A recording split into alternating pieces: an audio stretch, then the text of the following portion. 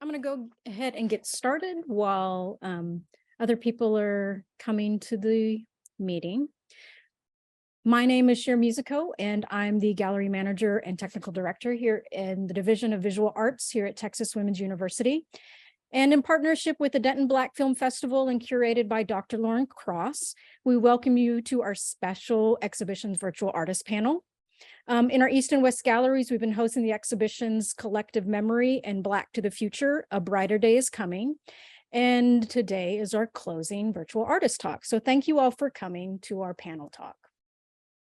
Today, we're here with curator Dr. Lauren Cross and artist Anthony Francis, who is here in our gallery today, Amber Bishop, Darian Dauchan, and Nitashia Johnson. So I'm going to share a brief bio with each of them and tell you a little bit about our exhibition. So just bear with me because we have 5 people that we need to go through. So our curator, Dr. Lauren Cross, is an interdisciplinary artist, filmmaker, curator, and scholar whose work has been screened and exhibited across the country. Cross earned her BA in Art, Design, and Media from Richmond, the American International University in London, England, her MFA in Visual Arts from Lesley University in Cambridge, Massachusetts, and her PhD in Multicultural Women and Gender Studies here at Texas Women's University. Cross's feature film, The Skin Quilt Project, was an official selection for the 2010 International Black Women's Film Festival in Berkeley, California, and screened at various museums, universities, colleges, and community organizations across the country. She's a passionate advocate for diversity in the arts and has written and contributed research in fields of women's studies, visual studies, and multicultural studies. Anthony Francis, wave, Anthony, is a multifaceted visual artist, filmmaker, educator, and writer based in San Antonio, Texas. He makes works for exhibitions and art for commerce outlets. After receiving an English degree and going on to earn a Master of Education from the George Washington University, he studied at the Academy of Art University to gain an MFA with a concentration in photography. His work and research interests are concerned with opacity, love, and portraiture politics connected to the photographic apparatus. He has spoken and shown works internationally, and his work is in private and public collections. Anthony's solo exhibition, Collective Memory, that was hosted in our East Gallery, highlights works from his series, All We Be series, featuring his critically acclaimed large-scale portraits and video projection, collectively depicting gestures, movements, and emotions that tell stories about the Black experience. Designed to be a form of gathering, Francis's works capture the essence of Black communities while also liberating photography from a traditional documentarian approach. Through the lens of portraiture, Francis invites Black people in his local community to collaborate with him in the creation of works, which results in photographs that explore the concept of collective consciousness. Francis's portraits unpack the nuances between moments of familiarity and unfamiliarity that can exist within a community. In our West Gallery, our group exhibition, Black to the Future, A Brighter Day is Coming. The 3 artists featured in this exhibition are Amber Bishop, Darian Dauchan, and Nitashia Johnson. Like the Black sci-fi writers, Black visual artists too have explored the world of speculative narrative, approaches that inspire humanity to re-examine the present moment. Each contribute their own approaches to afrofuturism and the use of technology in hopes that we might be encouraged about what futurist thinking might bring. So Amber Bishop, wave Amber, is a filmmaker and archivist based in Ohio. She's determined to uplift and protect Black stories. In her work, she seeks to translate her Black experience, revisit the past, and reimagine the future, inspired by the collective Black imagination that allows one to see beyond their present state and dream. She is the 2021 recipient of the Filmmakers First Fund and currently working on their first feature film. She recently completed her MFA in documentary studies and production. In Black to the Future, Amber Bishop's multimedia installation, A Portal Somewhere Good 2.0, takes viewers through alternative archival sites like nature, plants, the body, homes, and dream spaces to consider the role of the spiritual in transporting insights into the future. Bishop asks the question, what spiritual archiving practices did my ancestors use to transfer memories to future generations? Through video, Bishop transfers personal memories into public memory as a way of honoring Black life and ancestry to exist beyond historic spectacle. Darian Dauchan, wave Darian, is an award-winning actor, writer, poet, and musician. He has performed on stage both on and off Broadway and has multiple TV and film credits. He has done solo performances all over the world that fuse his love of art, music, media, and literature. Darian is also passionate about spoken word performance poetry, and within his first 3 months of doing so, he began to win awards from major poetry venues and publications. In addition to his work with, Darian is also a senior advisor to the Climate Museum and teaching artists from Brooklyn Academy of Music and for Get Lit Words Ignite, a nonprofit organization based in Los Angeles that empowers youth through poetry and spoken word. His show, The Brobot Johnson Experience, is a critically acclaimed Ben Brantley New York Times Critics Pick. In our exhibition, Darian Dauchan's multimedia installation, The Brobot Hip Hop Sci-Fi Exhibit, simulates a sci-fi inspired museum display drawn from his award-winning sci-fi hip hop transmedia work, Brobot Johnson. In the series, Brobot Johnson is an android created by a scientist named Professor Toussaint, who is on a quest to be a little more human through the exploration of basic human tasks, eating, walking, dancing, smiling, fighting, etc. In the featured installation, we are left to discover artifacts and documentation from the future that affirm Brobot's existence.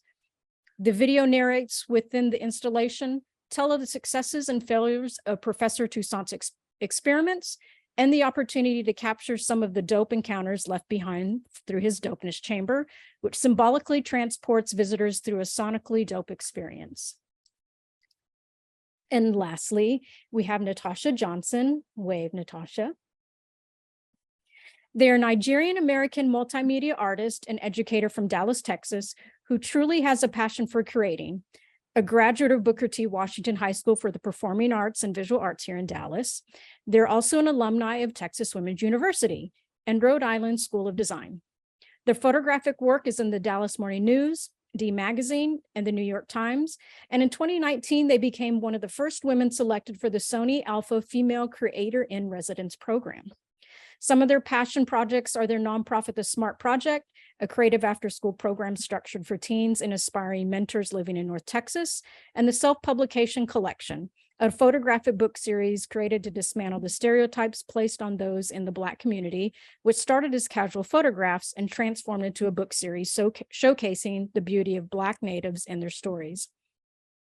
In our exhibition, Nitashia's multimedia video projection and prints speculate a world where freedom of the mind, resolved from chaos and overwhelming images, can be healed through nature.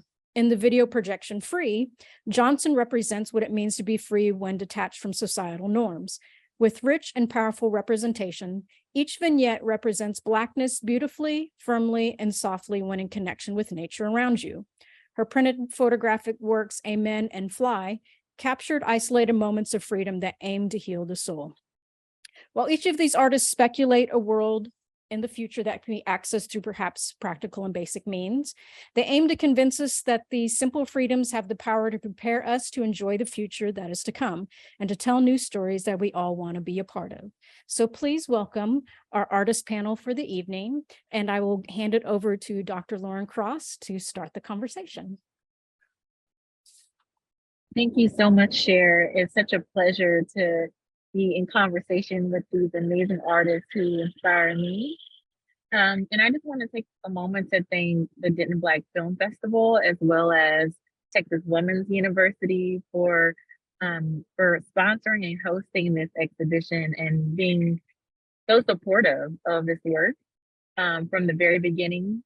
So I just want to thank you all, Cher and Kobe and Julie and the whole TW team, and Harry from DBFF for really helping us to bring this together. We really appreciate you. So we have really two dynamic exhibitions, Anthony's solo exhibition, and then a really amazing group exhibition on afrofuturism and the use of technology to tell new stories. So I think what I would like to do is to think about the Denton Black Film Festival's mission, which is all about the art of storytelling and using storytelling to tell new stories about the Black experience. And that, I think, so much of what both exhibitions are doing is to fulfill that mission. So this is for any of the artists, Anthony, Darian, Amber, um, and Nitashia. What was important for you in creating this new body of work, which I want to say that for many of them, this was a new venture for them, stepping into new territory. So literally creating a new story in the making process. So what was that experience like to tell a new story about the Black experience, but from your point of view?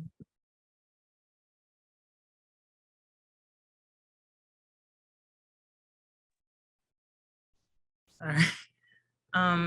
Well, also thanks for those write-ups. Those were amazing. I would honestly have to say that the experience was quite different, but yet challenging, but beautiful. And the reason being is because for the longest time growing up, there hasn't always been a positive representation of the people that look like me. And it's important as long as I breathe and I'm on this earth to utilize my work to make a difference. So just being able to look at this work and just create from a different perspective, knowing that it can really feed the souls of all those who come across it, is something that's been quite beautiful for me. Internally, it's the energy that I capture with my subjects. I always try to transfer good energy with the work. And then ultimately, just creating content and just visuals that will be here long after we are gone, that can really inspire people who see it, especially the youth. I think it's all about community love and growth, and using our creativity to make a difference is a beautiful thing.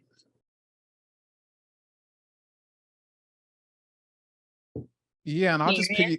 piggyback on that to just talk a little bit about the challenges in that way. You know, for me, you could tell from my bio too that I clearly do a lot of performing art stuff. And the particular project, the Robot Johnson project, has kind of always had me kind of doing some type of live performance. So what was challenging about kind of doing this exhibit was, one, we wanted to kind of keep the same principles of what the Robot Johnson project is, which is something that is uplifting, fun, and imaginative.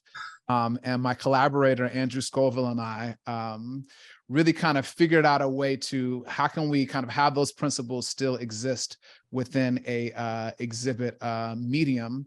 And we felt really good about what we were doing. And I also would just say that in regards to Afrofuturism, and what's exciting about doing Afrofuturism is, one, even just this notion of Black people imagining a future feels very kind of revolutionary. And in particular, thinking of a future that is, again, uplifting, fun, and imaginative, I found as a storyteller to be deeply satisfying. And so in that regard, I'm really excited to have had this opportunity to kind of explore that in this particular medium. Thank you, Darian. Amber, since we're going with the Black to the Future first, I think. Can you hear me? Sorry, I just want to make sure my mic is working. I think for me, it was a really affirming experience, just because this is like my first exhibit. And I think to like, you know, my video was like very much composed of like just family memories. So to try to like collect these like memories of my grandmothers that I've never met and like put them together was like a really spiritual experience. I also think trying to like create work for future people that I have like not met, like Black futures, was like also really, I don't know, very healing and very hopeful. And like someone else said, it was very like radical to me to kind of be like, you know, this is for the future. It has validity now. It has validity in the future.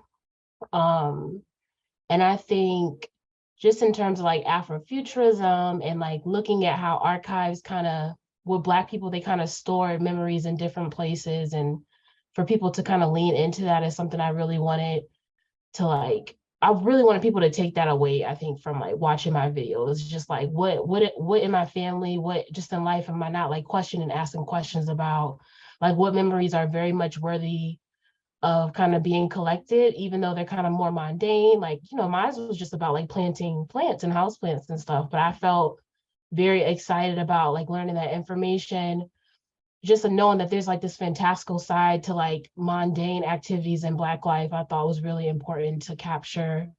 But yeah, it was, but overall, I just really loved the experience. I thought it was amazing. And it made me want to just break more away from documentary. Like that's what I got my master's in. So to just be able to make something that is like not following rules was also very cool.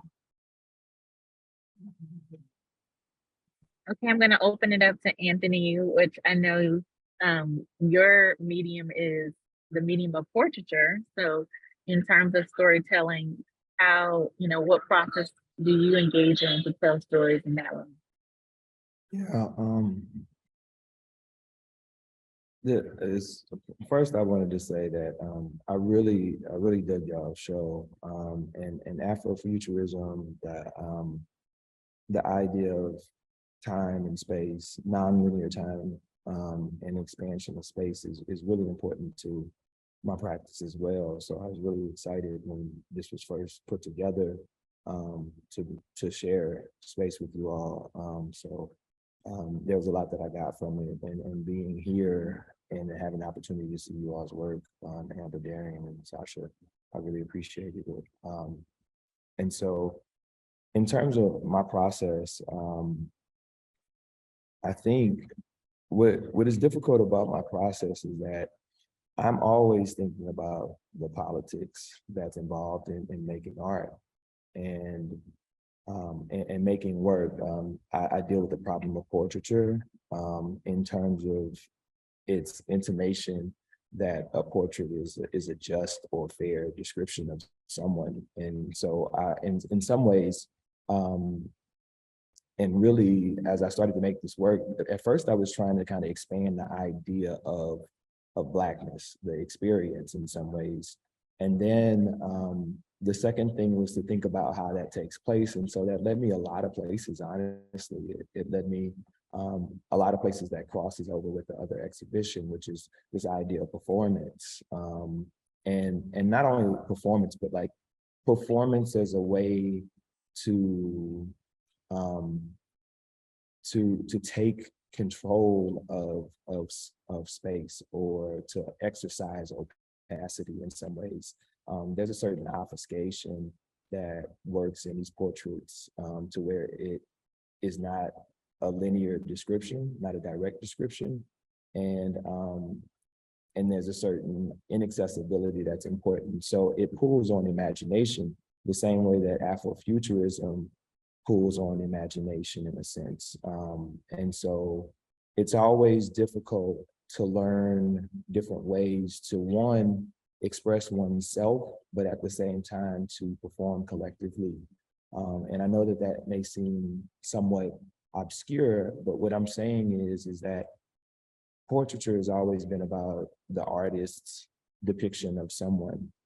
And I'm continually giving or redistributing that. And even saying that is somewhat difficult in using language, because it suggests that I have inherent power, which I do, but that's not the trouble. There is to redistribute that power, or to not assume that power. And that is, through that process comes the form that actually occurs in the work. So so that process is always ongoing. And not only that, but increasingly, really what the big challenge is the question of, as you are an artist in some ways, and you make a claim in some ways, you make a claim using form and using aesthetics and concepts, then what does it do to us in some ways? And I think that that's something that's really important for us to continue to ask ourselves, and I try to do that as well. It's like, not just what process am I exacting upon the materials, but what is the process doing to me, is always an important thing, and I think an ongoing thing, not just for the purpose of making art, but the purpose of making a life. It's really powerful, and what I really hear you saying in that is, and which I think is so powerful in well, if your work and everyone's work is the way in which you're thinking about power, you know, the power of the sitter in your case, Anthony, but also in Darian and Amber and Nitashia, the power in what your stories can tell, or to, you know, what some people would say to, you know, help people to reimagine or to kind of empower the mind, the politics of the mind, you know, and that sometimes we may feel restricted by our society's, you know, constructions of what we might need to be. And, you know, Anthony, you're kind of creating a space where the people you're working with, they have a voice, you know, in a lot of ways, and how they choose to perform these ideas. And so I think that that's such a powerful opportunity. And in a lot of ways, I see you all as challenging things. So I guess more specifically, my question is, you know, what, when you were creating your work, what was something that you really set out to challenge? You know, maybe there was something very specific that you were trying to challenge. I want to start with Darian because, you know, I think that, and I just want to say, Darian, for me, you really were talking about afrofuturism before it really became the thing that people say. And so I think, you know, you're really ahead of the game in terms of afrofuturism. So I just wonder, like, what you were like, what were you kind of imagining? What were you trying to challenge, you know, when you started to think about afrofuturism as a framework? Well, I'll say a couple of things about that. And one, I'll say that it started with just the simple idea of me wanting to combine my love of science fiction with hip hop. You know, my science fiction I got from my dad. My dad and I used to go to watch sci-fi movies when I was a kid. So I got that love from my dad. And then hip hop I got from my sister, who went to Howard University and really kind of indoctrinated me in a lot of socially conscious alternative hip hop. So really it was about me wanting to, at some point in my evolution as an artist, from actor to poet to musician, I wanted to kind of combine those two loves together. Now, what I will say is, it started that way. And then once I started doing research, you realize that, oh, well, first of all, I'm not the first person to have done this, that this is actually in the spirit and the legacy of Sun Ra and George Clinton, Funkadelic, Parliament, you know, that it is in relation to the people who have come before me. And once I was able to find that and this notion of Afrofuturism, then I think I was able to really lean into it and find kind of my own voice within this particular genre. I know in terms of the thing that I think I was pushing or challenging, I really feel, and I still feel this way, that there is a very strong energy of despair within our current time right now. And so it was important for me to push back on that.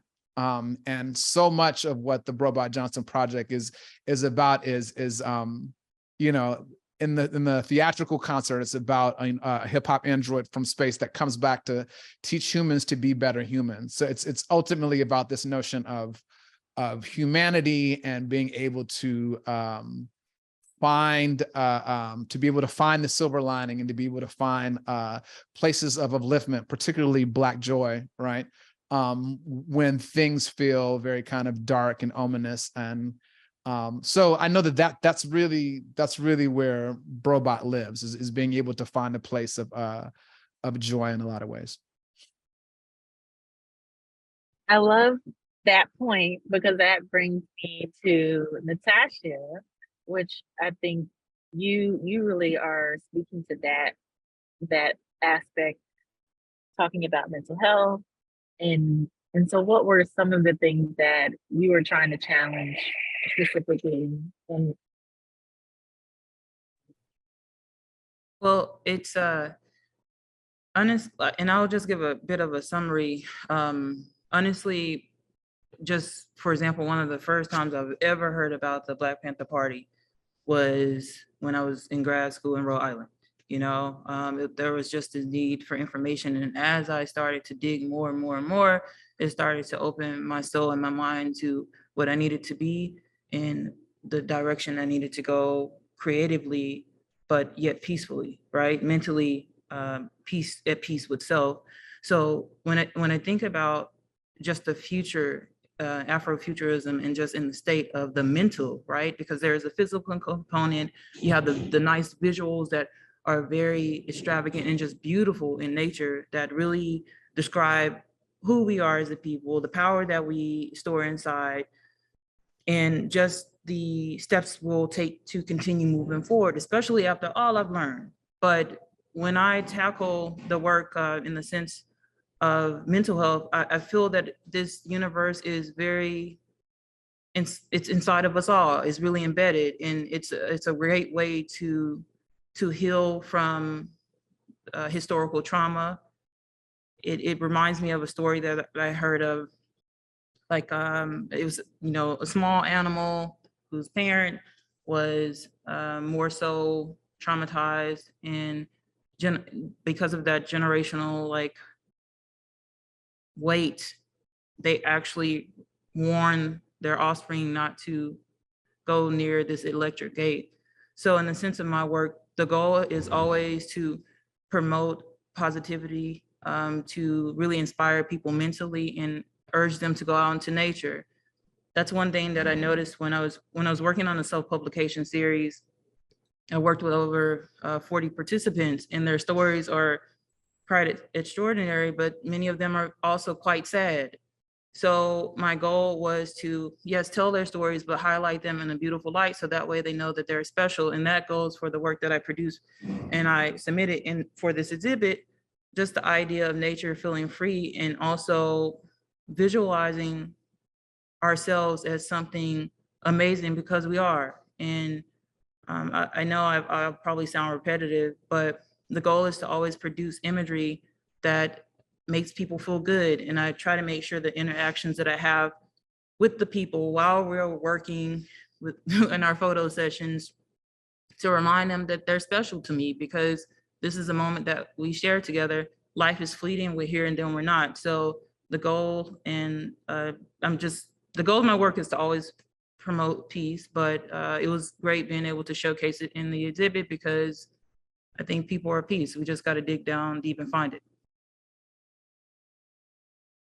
Thank you so much for that. Amber, what I love so much, and I know each of your individual stories too of coming to these projects.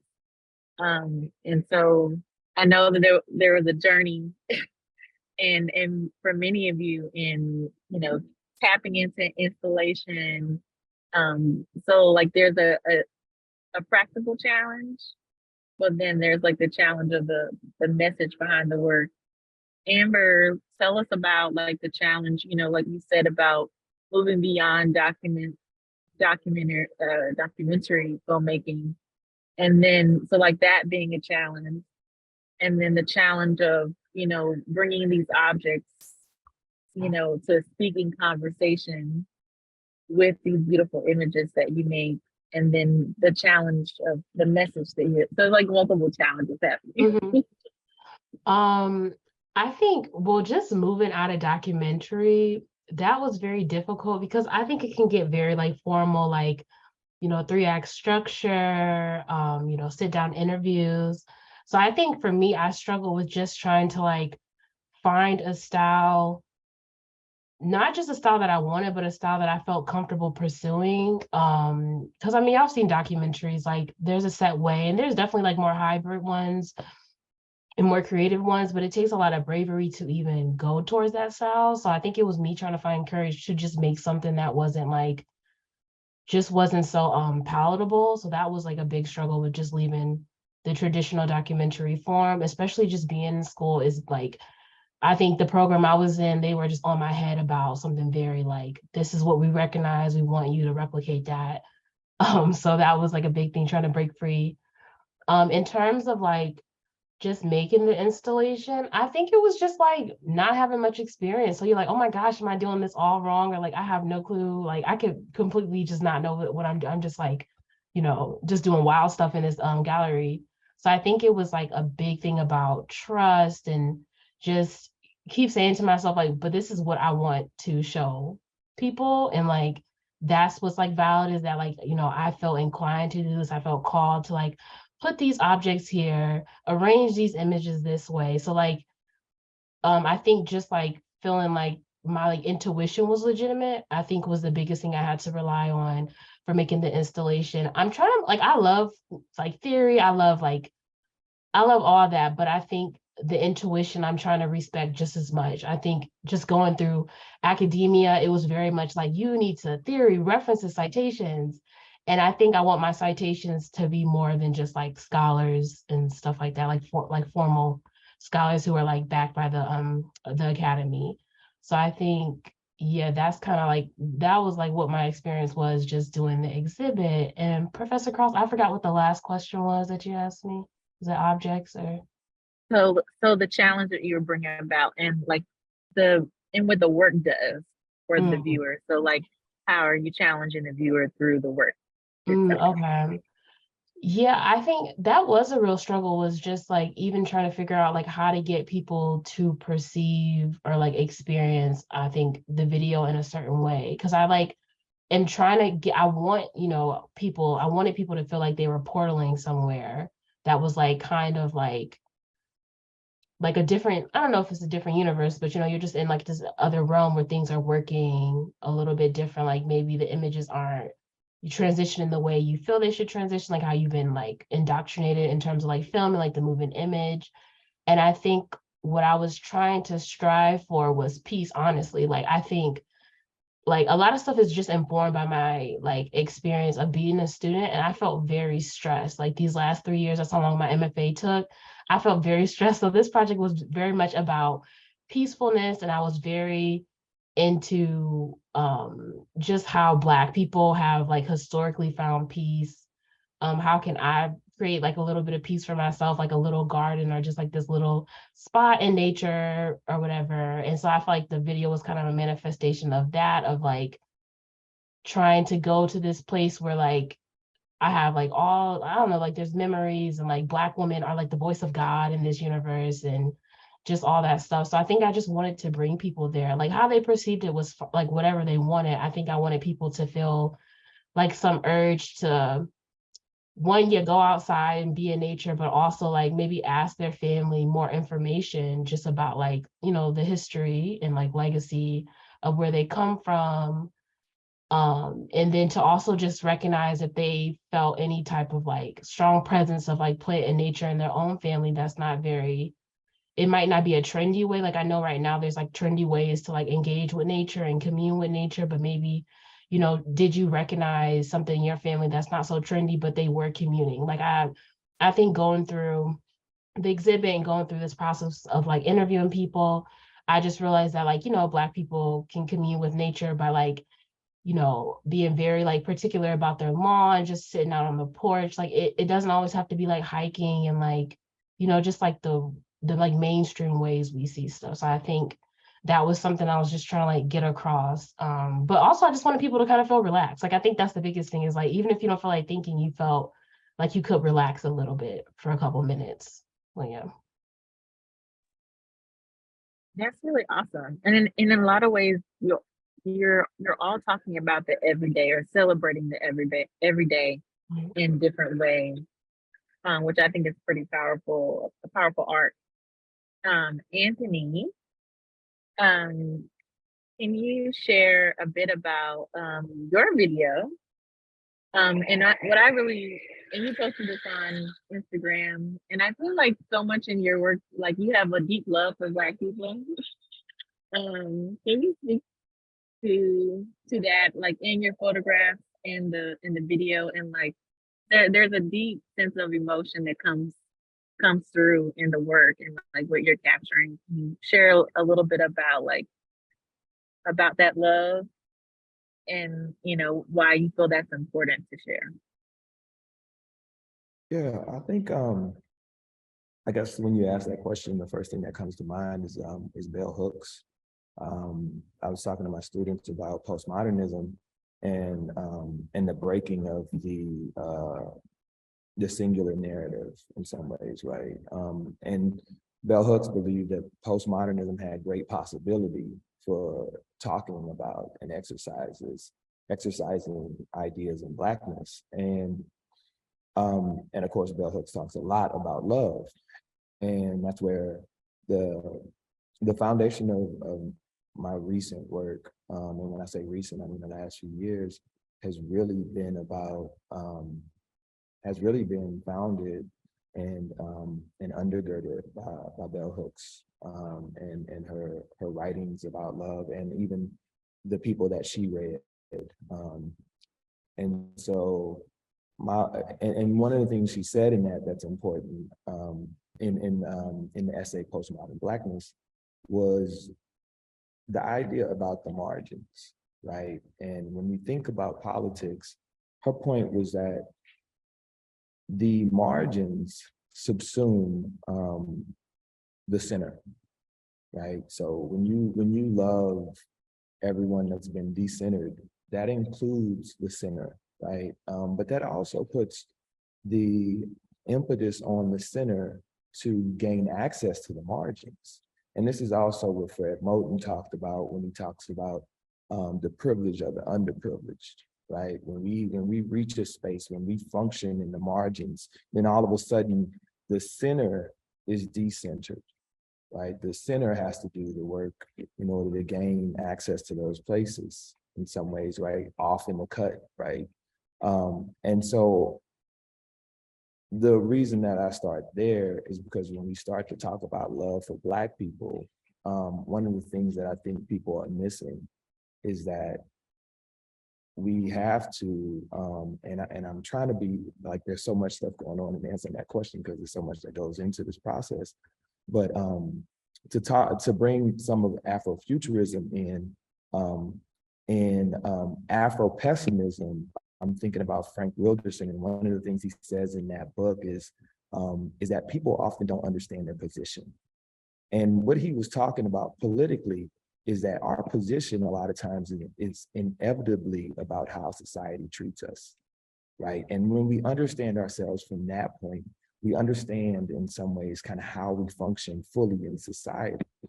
And so the reason I think that's important is because when we talk about our connection with, or when I talk about my connection with Black people, if I start with Black people, I'm starting with people, which I hate to state, right? Because that's inevitable. But if we are thinking about the position of things, then we have to understand that that is not always understood, because people don't assume their position, which is what Mark Wilderson was saying. Like, we have to start there. We have to start with how we're looked at to understand how society's reacting to us. So when I say I love Black people, or when I show, for the most part, the act of loving Black people is loving people. And only those that don't understand that don't imagine that, will find themselves not having access to that space, right? And so my work has a veneer over it insofar as one can't imagine their full humanity. So my love for Black people might include you, but you have to find access to that. And so it's not exclusive at all, honestly, right? But in order to engage in the love act, you have to participate in that performance. And so that is what's important to me. And so what comes through in that work is an expression between people. And that's why it's called collective memory. It's about collective memory, but collective memory is a performance in which we engage, a performance of expression. And so when we feel love, it's because love is being acted upon, but not just by me, but by the sitter. And so I think that is what, if you feel anything, either you're imagining that space, or you have access to that space. In other words, you love Black people. if you're feeling that. Yeah, no, Feeling the for love, sure. the love.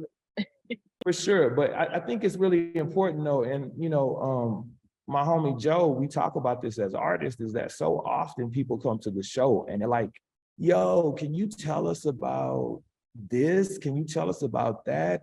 And what they're asking me is for me to open the door for them. When in actuality, like, you're totally defeating the purpose of the act of participating in art, right? Like that's what it is. It's like, find your own way, and you're not doing the work if you can't access that in some ways, right? It's not my job to give you access. It's my job to express myself as well as I can. And from there, like, the viewer is always on the hook to play the game, right? To perform, always. Just to jump in there too, I think what you're talking about too, Anthony, is this, as artists, particularly as Black artists, you feel like you're always kind of carrying this notion of responsibility, I think in the Toni Morrison documentary, she talks about how she was free of that kind of white publisher saying, hey, you need to write a story about this, but there's another side of that too, which is, that's great that, she was free of that. But I also wonder about, there's the, what do white people think? But there's also the, what are my people going to think? Right. And so you're constantly navigating your artistic process through that. And in a lot of ways that can start to feel limiting, right? If we're truly talking about freedom, then in some ways, it's good to have those in the peripheral, but at the end of the day, you have to kind of follow your own heart, and you have to be able to follow your own path. And that's why in a lot of ways, when we talk about, well, what inspires things, it always has to kind of start with yourself. And sure, you have these other people kind of in the driver's seat, the Black people are in shotgun, maybe the white folks are in the back seat. No, I'm kidding. But everybody's there, but you have to be able to have enough space for yourself to pursue the type of art that you want to pursue. Actually, just to jump back, I really appreciate that. What that brings up for me is kind of this, I don't know exactly. I guess almost a mantra in some ways, or a litmus test for the politics of my work. And I talk to my students about this too. And I think it's really important that when we talk about Blackness, in some ways, like, Blackness is in some ways like something that we are responding to. And I think that that's always important to explain that, right? Because the manifestation of Blackness or the permutations of Blackness are non-linear, unexpected, and dynamic, right? And so I think what I always ask myself is, for whom and with whom am I making work, right? And what that dictates is the language that I speak, the symbols that I use are very specific, and I continually allow myself to be driven by them. And what that kind of allows me to do, like what you were saying, Darian, is what that allows me to do is to not make expectations of, like, Black people on my work, and not to necessarily be beholden to any monolithic Black person, right? And so when I say for whom, with whom, then, like, if I know who I'm talking to, then I'm going to use certain language, I'm going to use certain symbols, I'm going to use certain aesthetics. And so if you speak that language, if you can imagine toward that way, then you can give yourself access to it in some ways, right? Fred Moten, again, one of the things he talks about is the fact that, like, everybody in some way has access to Blackness. Blackness is not necessarily restricted to Black people in some ways. When we really think about liberation, when we think about love, when we think about, like, anything that can happen in Blackness in some way, especially considering the fact that Blackness largely on a societal level is something that has happened to a people, right? It's arbitrary in some ways. Now, what has happened inside of Blackness and is in some ways both abstract and concrete, right? Because it's cultural. and spiritual, though, to be fair. And so I think that, you know, one of the things I was trying to do is to kind of disrupt the idea of a linear description, even by me, right? And so I think that that's continually important. So like, when I do speak to Black people, there may be Black people that don't necessarily understand what I'm saying without necessarily imagining that they understand what I'm saying, right? And I think that that's really important to understand, you know, just again, like how all of this in some ways it can be, like I can try to show you I love you, but until we, you know, are speaking the same language or acknowledge like what the modes of expression are, in some ways, some things can even be lost to the person to whom you're talking. You know what I'm saying? And I think that that's really important because it allows us all to, in some ways, to misunderstand each other while at the same time looking and talking to one another, which I think is a really important part of love practice. Yeah, so if I could make a comment, Lauren. So Yes, I'll open it up to our virtual audience to ask questions or comments. okay, so the question to me, there's a couple questions. Well, one is a question, one is a comment. So I want to ask the question, you can think about this, but why do you think Afrofuturism is important? That's the question. And then my comment is, and it's really for any of you, but my comment is that while in college, I read a lot of James Baldwin, right? And so one of the things that I always thought about regarding Baldwin's work, and then later Gil Scott-Heron, is that it was a world in which, prior to that, it was a world in which I probably lived in the past and the present. But listening to, reading Baldwin's work and listening to Gil Scott-Heron, and I know I'm dating myself, but it talked about independence of, right? With Baldwin, right? So his question was, and this was clear in his the documentary, is why does society need a Negro, right? And so that was a question that he posed, because his comment was, if you need a Negro, then what does that say about society? What does that say about you?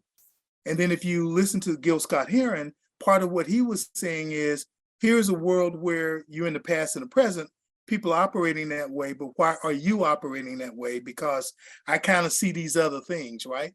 And so that really kind of helped me understand the independence aspect of kind of what you're talking about, because there are societal pressures to keep people on this linear path, right?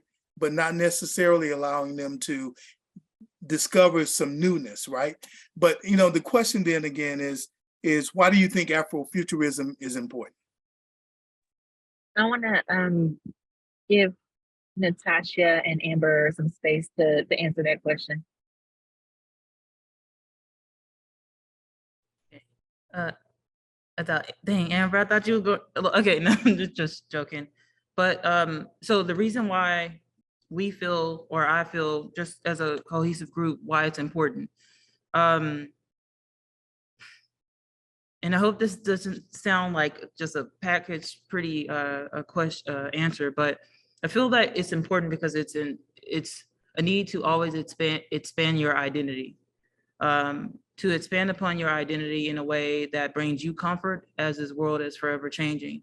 It also allows space and room to truly dictate the fights you plan to take on, but also at the same time, what you can take on. And ultimately,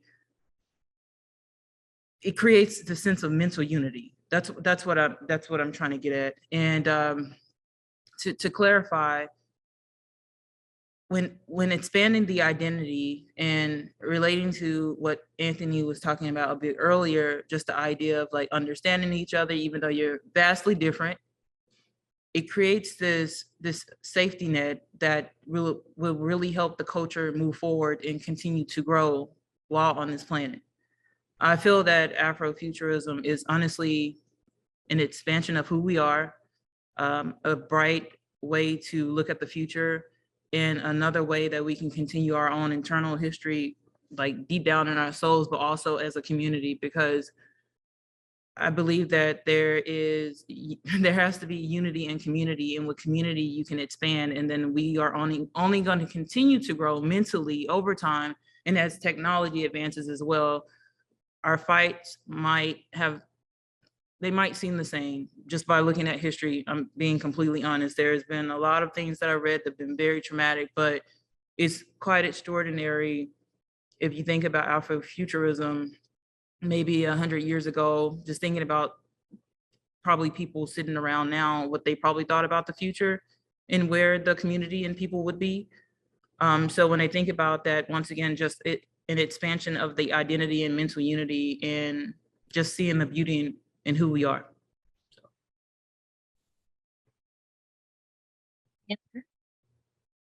Yes, I agree with everything you said. I think for me, what it means is, well, like how I like arrived to it is that I felt also that it was kind of like a way to help you keep going. I mean, from a place of like, I think about just like enslavement, like having that legacy in my family.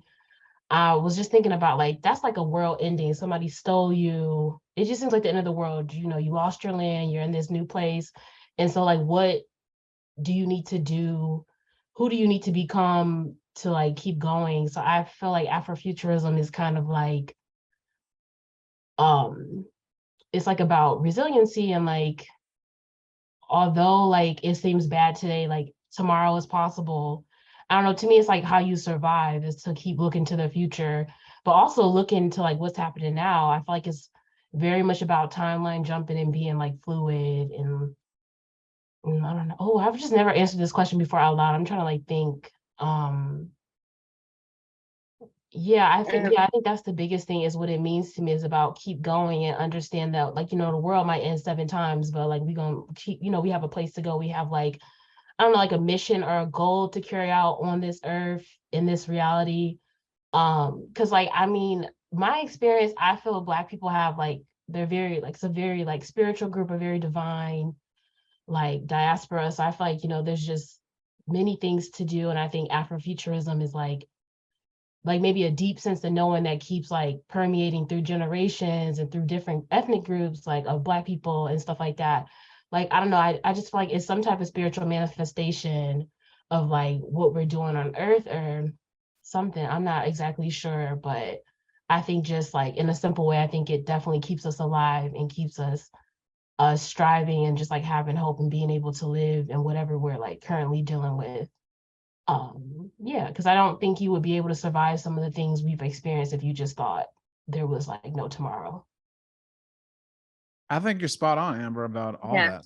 That it's incredibly and it's an incredibly empowering act to do as an artist. You know, I started writing historical fiction, and then I started doing contemporary stuff. But then I found myself to be incredibly liberated by the ability to create entire worlds, to be a world builder, right? And I think a lot about, I think Harry Belafonte had a quote where, and I'm paraphrasing a bit, but you don't just have to tell stories about the way that it is. You can also tell stories about what the world could be. And I think that's what Afrofuturism is the best at, is allowing Black people to imagine worlds and imagine this world in new ways. Yeah, and that's the beauty of Afrofuturism, I think. Can I add to that really quick? I'm so sorry. That was just really good. It was like back to back. But it honestly, when you think of Afrofuturism, it reminds us of how we let our imagination soar when we were younger. And I think throughout life, we kind of let lots of things pile down on us and mentally that really suppress our thoughts and the things that we could really experience through the mind. So just seeing, when you think about Afrofuturism, you know, we think about the reality of like, oh, buildings and the technology is advancing, but also it's the advancement of our imagination and what we could actually be as a people because we foster that inside of us already. So. No, and I agree, and I believe it's extremely important, right? But I think it also, Darian, I agree with you that part of it is to, and that's what, you know, I got from Baldwin and Yo Scott Heron, is to imagine a world that you create and you share with other people without any thought of how they perceive me to be. And so I think it's really important. But yeah, so thank you. So we've come upon 7 o'clock. Our time went really, really quick, but it definitely was a very engaging conversation. We'll take a couple of questions because we don't want to take up too many people's time. I know for me, I very much enjoyed how each person's works very much have conversations about connection. At least for me, I see connection in each piece. Like Darian's, I see there's a connection with a lot of interactiveness and being in interaction within his installation. Amber, and talking about, you know, ancestors being master gardeners and the way that all these little trinkets have a connection with that. Amber's conversations, Nitashia's conversations with freedom and space, and Anthony's with the way how people are viewed and how you're viewing people there. So we're just gonna take a couple of questions so we don't take up too much time. So does anyone have any questions for the artist panel? You can write it in the chat or unmute yourself and ask any of the artists any questions. Hello, thank you very much. This is Daryl Chappelle with the Daryl Chappelle Foundation. We empower Afro-descendant artists to achieve their highest potential. No question, just wanted to share. I've thoroughly enjoyed this artist talk this evening. It was good to see Nitashia again. It's been a while since we were in North Dallas. So thank you so much. Really appreciated it.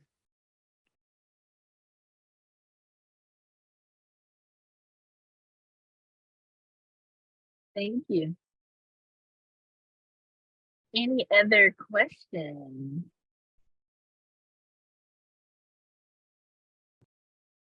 So one last question for me, and this is really for anyone who wants to, the artists, including you, Lauren, is that I think that when I heard Anthony talk about the questions he gets from audiences, right, about the art, and really, correct me if I'm wrong, what you're saying, Anthony, is they want you to tell them what you were thinking and what your insight was so that they can feel connected to you in some level, right?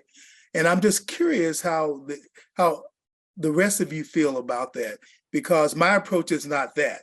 My approach is to try and understand what it means to me, right? And then allow myself to be freed by understanding that there's an interpretation or an insight that someone had that I may need to think about, right, for myself. But I don't know if that was part of what you were suggesting, is that people need to kind of look at it and understand really the significance or meaning for them.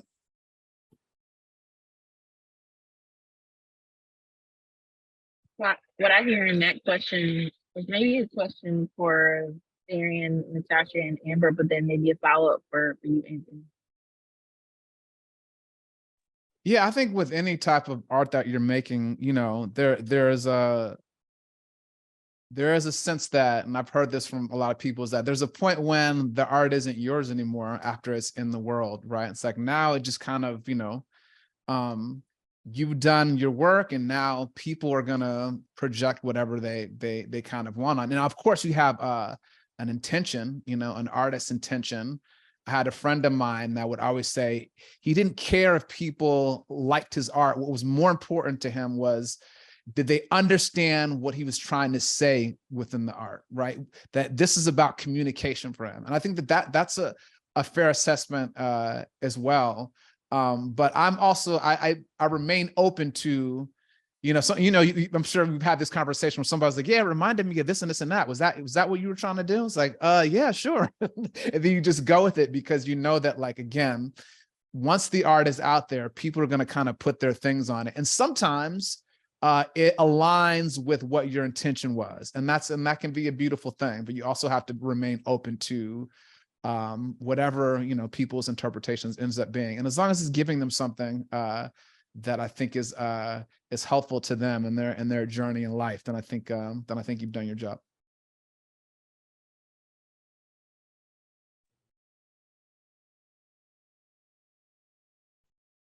Nitashia,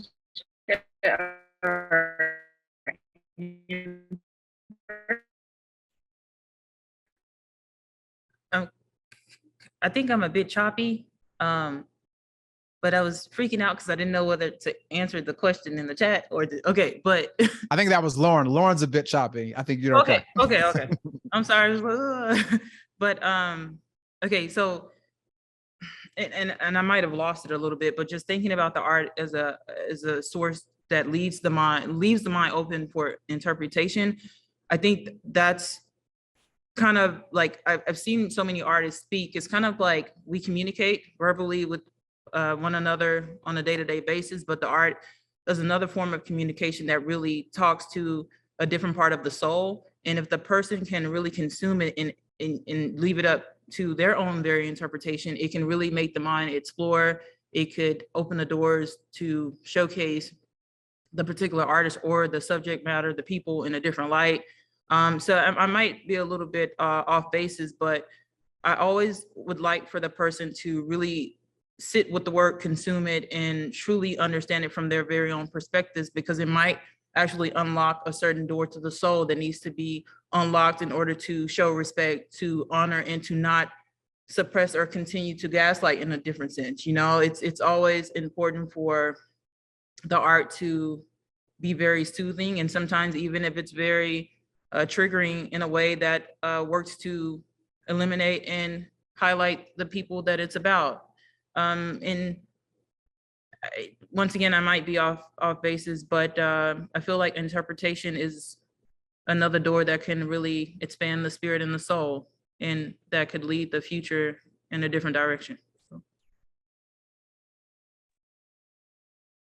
I think we lost Lauren there. Seemed her connection was starting to drag. But someone asked in the chat, what next? So very briefly, just to wrap things up, each of you just mention just kind of what's next on your docket.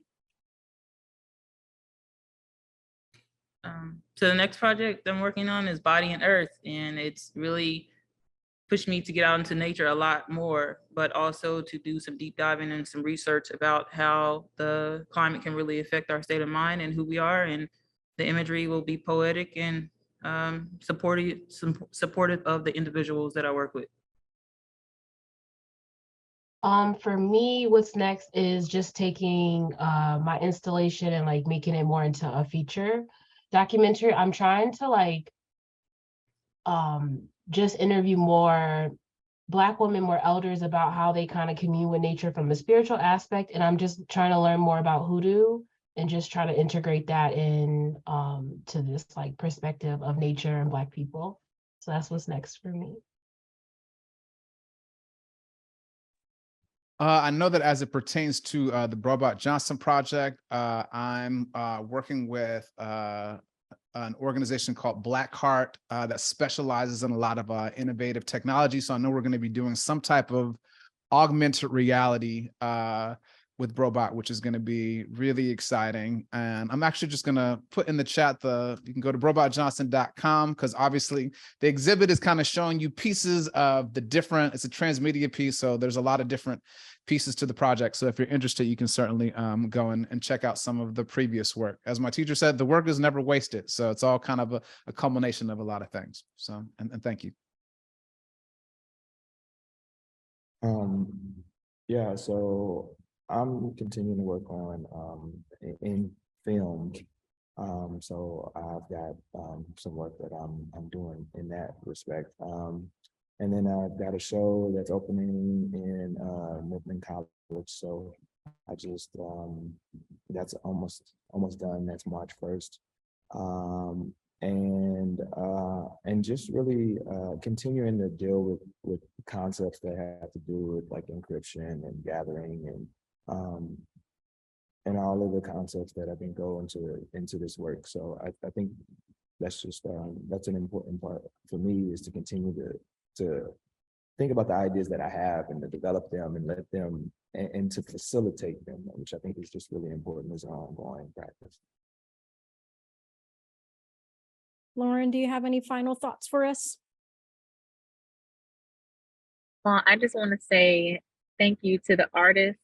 I am very, very proud of all of the work that you did, and had great faith in what I knew would come.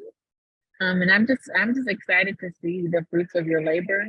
Everything looks beautiful, and I just want to say congratulations to the artists for a job well done. And I hope that everybody enjoyed the show.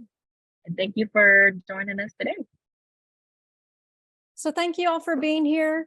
Want to thank Denton Black Film Festival for our partnership, and we are looking forward to expanding that partnership. Thank you, Harry, the executive director of Denton Black Film, for being here with us. Lauren, thank you so much for curating. You brought some great artists to here, to Anthony, Amber, Nitashia, Darian. Thank you so much for your works. I appreciate y'all being here, and everyone that took their time out to be in our virtual artist talk. And thanks for all your work, Cher. And I want to just back that up. It's such an honor to have this show, and we look forward to more work with the Denton Black Film Festival. So thank you, everyone. Have a good one, guys. Be well. Good night.